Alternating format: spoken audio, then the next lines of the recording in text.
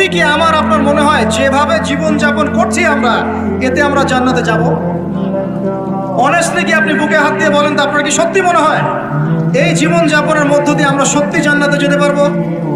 ছেলেপেলে কিশোর গ্যাংয়ে যোগ দিচ্ছে, ছেলেপেলে টিকটক প্রজন্ম হয়ে গেছে, ছেলেপেলে মেয়েদের পিছনে আড্ডাবাজি করে টাঙ্কি মেরে বেড়ায়, ছেলেপেলে মেয়েদের সাথে ওপেন জেনা করছে, মেয়েরাও জেনা করছে।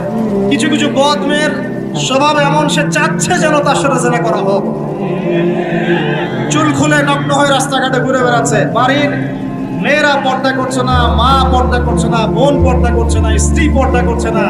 দিব্যি বাসায় সুদের টাকা ঢুকছে, হারামের টাকা ঢুকছে, দুর্নীতির টাকা ঢুকছে, ঘুষের টাকা ঢুকছে। সত্যি মনে হয় যে এইভাবে আমল করে আমরা জান্নাতে যেতে পারবো? অথচ আল্লাহ সৃষ্টি করেছেন আমাদেরকে তার ইবাদত করার জন্যে। এই দুনিয়ার জীবনের সংক্ষিপ্ত হায়াত দিয়েছেন, মৌতের পর হয় জান্নাত, তাহলে জান্নাত, আর কোনো বিকল্প অপশন নেই।